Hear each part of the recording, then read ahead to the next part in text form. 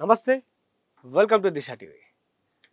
ఈరోజు తెలంగాణ వ్యాప్తంగా ముఖ్యంగా హైదరాబాద్ పరిసర ప్రాంతాలైనటువంటి జిహెచ్ఎంసి, సైబరాబాద్, మేడ్చల్ పరిధిలోని ప్రతి ఒక్కరిని తీవ్ర భయాందోళనకు గురి చేస్తున్నటువంటి అత్యంత ముఖ్యమైనటువంటి అంశం 22A నిషేధిత భూముల జాబితా వివాదం. 2-3 దశాబ్దాలుగా ఉంటూ రెక్కల కష్టంతో ఇల్లు, ఫ్లాట్లు, అపార్ట్మెంట్లు, గేటెడ్ కమ్యూనిటీలలో ఇల్లు కొనుగోలు చేసిన వేలాది కుటుంబాలు ఈరోజు హఠాత్తుగా రోడ్డున పడేటువంటి పరిస్థితి వచ్చింది. తమ ఆస్తులు నిషేధిత జాబితాలోకి చేరాయనే వార్తలతోటి ప్రజలు తీవ్ర ఆందోళన చెందుతున్నటువంటి పరిస్థితి. అసలు ఈ 22A వివాదం ఏంటి? ప్రభుత్వం దీనిపై ఎలా స్పందించింది? సీఎం రేవంత్ రెడ్డి తీసుకున్నటువంటి నిర్ణయాలు ఏంటి? హైకోర్టు ఏమని ఆదేశించింది అనేది కూడా ఈ అన్ని విషయాలు కూడా ఈ వీడియోలో క్లియర్గా తెలుసుకుందాం.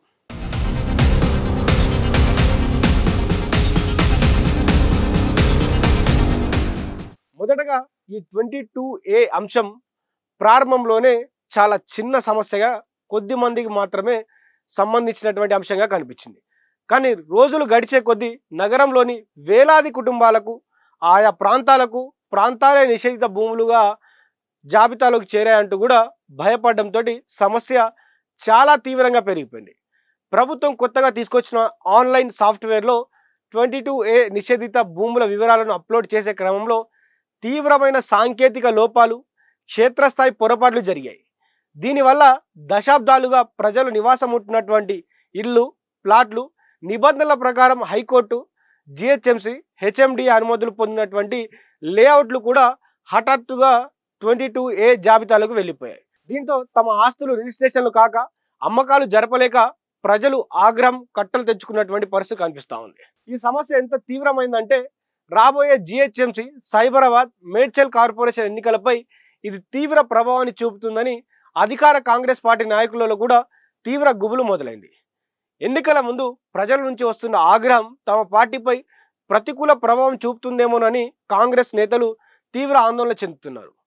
ఈ పరిస్థితిపై ముఖ్యమంత్రి రేవంత్ రెడ్డి అత్యున్నత స్థాయి సమీక్ష నిర్వహించారు.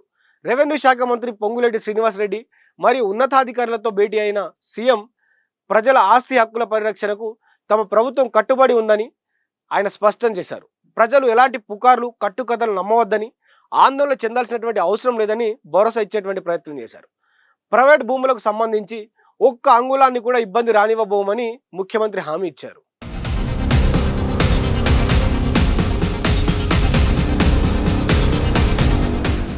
సీఎం రేవంత్ రెడ్డి తీసుకున్నటువంటి ముఖ్యమైన నిర్ణయం ఏంటంటే రిజిస్ట్రేషన్ల కోసం ఆన్లైన్లో స్లాట్ తీసుకున్న వారికి వారి ఆస్తులు ఒకవేళ 22A జాబితాలో ఉంటే రెవెన్యూ అధికారులు కేవలం 2 రోజుల్లోనే దాన్ని పరిశీలిస్తారు.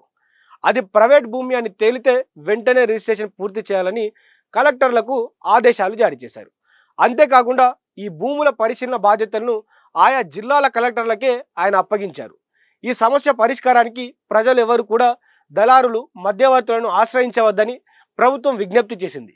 మరొక వైపు రెవెన్యూ శాఖ మంత్రి పొంగులేటి శ్రీనివాసరెడ్డి మీడియా వేదికగా మాట్లాడుతూ సాఫ్ట్వేర్ అప్లోడింగ్లో జరిగిన తప్పులను ఆయన బహిరంగంగా అంగీకరించారు. బాధ్యతాయుతమైన ప్రభుత్వంగా పొరపాటు జరిగిందని పారదర్శకంగా ఆయన ఒప్పుకున్నట్లు చెప్తా ఉన్నారు. అదే సమయంలో ఆ తప్పును యుద్ధ ప్రాతిపదికన తీర్చిదిద్దేటువంటి బాధ్యతను కూడా ఆయన తీసుకుంటున్నామని కూడా ఆయన చెప్పడం జరిగింది. ఇప్పటికే ఈ సమస్య పరిష్కార ప్రక్రియ ప్రారంభమైందని, గడిచిన 24 గంటల్లోనే మేడ్చల్ జిల్లాలో 30, రంగారెడ్డి జిల్లాలో 4 చొప్పున ప్రైవేట్ ఆస్తుల రిజిస్ట్రేషన్లు కూడా పూర్తయ్యాయని వెల్లడించారు.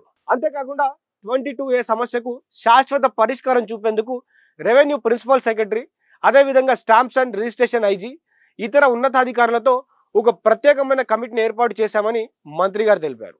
ఈ కమిటీ రాబోయే రోజుల్లో రాబోయే 15 రోజుల పాటు ప్రతిరోజు వచ్చేటువంటి దరఖాస్తులను క్షుణ్ణంగా పరిశీలించి అసలైన ప్రైవేట్ ఆస్తులన్నింటినీ తక్షణమే 22A జాబితా నుంచి తొలగించేలా చర్యలు తీసుకుంటుందని వారు ప్రకటించారు.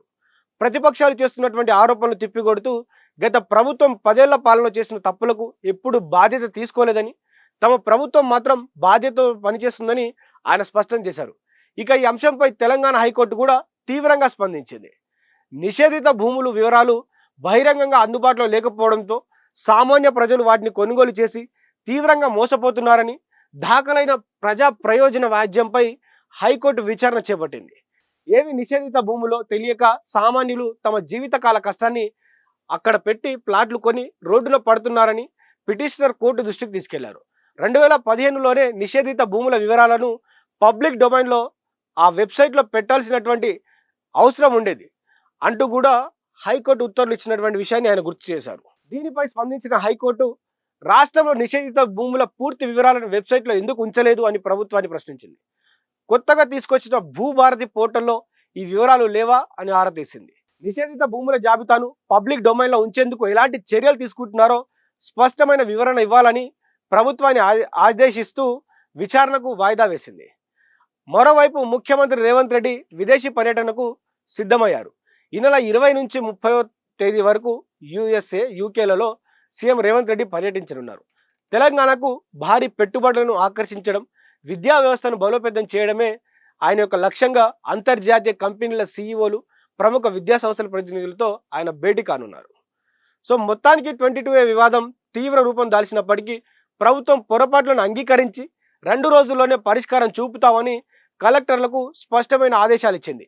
మీ ఆస్తులు కూడా ఒకవేళ 22A జాబితాలో ఉంటే కంగారు పడకుండా సరైన డాక్యుమెంట్లతో అధికారులను సంప్రదించి దళారులను నమ్మకుండా ప్రభుత్వం ఇచ్చిన ఈ అవకాశాన్ని ఉపయోగించుకోండి.